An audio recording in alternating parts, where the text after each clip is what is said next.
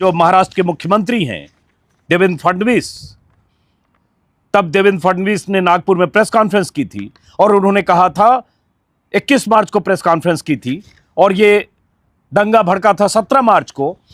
19 मार्च को फहीम खान गिरफ्तार हुआ था। 21 मार्च को मुख्यमंत्री देवेंद्र फडणवीस ने कहा था नुकसान की भरपाई दंगाइयों की संपत्ति बेचकर वसूली जाएगी, जरूरत पड़ी तो बुलडोजर भी चलाया जाएगा।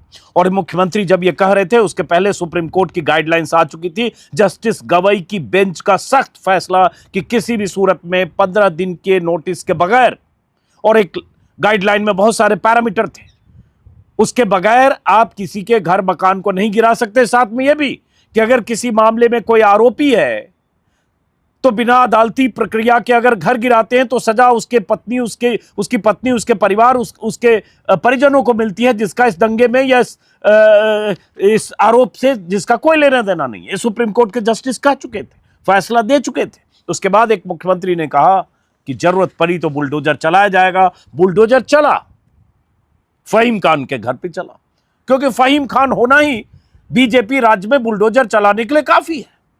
तस्वीरें स्क्रीन पर देख रहे हैं। और उसके बाद कहा गया कि ये गैर कानूनी ढंग से बना, यह गलत कंस्ट्रक्शन है। अब इसकी कहानी यह है कि फहीम खान लगभग 38-39 साल उनकी उम्र है। संजय बाग कॉलोनी में मकान था और वो मकान उनकी पत्नी के नाम पर है। लेकिन बीएमसी ने क्या किया, यही पैटर्न है कि जब आप किसी को आरोपी बनाते हो, संदिग्ध बनाते हो, पकड़ते हो, अगर मुसलमान है, बार बार कह रहा हूं, पॉइंट टू बी नोटेड, अगर वो मुस्लिम है तो आप उसके घर, मकान, दुकान जो भी है उसको आप गैर कानूनी घोषित करने की प्रक्रिया अपनाते हो। और उसके बाद उसकी भी प्रक्रिया है, अगर किसी ने इलीगल कंस्ट्रक्शन किया उसके लिए भी नोटिस देना होता है 15 दिन के लिए, उसको जवाब देने का वक्त देना होता है। लेकिन यह सब कुछ भी नहीं अपनाया जाता। इस केस में हुआ कि बीएमसी ने 24 मार्च को नोटिस दिया, 23 मार्च को, माफ कीजिए, 23 मार्च को नोटिस दिया और 24 मार्च को 24 घंटे के अंदर बुलडोजर से फहीम खान के उस मकान को गिरा दिया, 3 मंजिला मकान को, जो उनकी पत्नी के नाम पे है।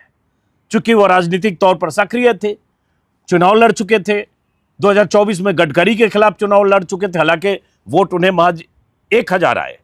सियासी तौर पर गडकरी के सामने उनकी कोई हैसियत ना हो, लेकिन सियासी शख्सियत हैं, सियासी तौर पर सक्रिय थे, बीजेपी के लिए बहुत मुफीद शख्स थे कि ऐसे मामले में जहां दंगा भड़का, बस कुछ ऐसे लोगों को जो जाने पहचाने चेहरे हैं उनको फिक्स करो, उन पर संगीन धाराएं लगाओ, उनके घर, मकान, दुकान को तोड़ दो। फहीम खान का मकान, 3 मंजिला मकान तोड़ा गया।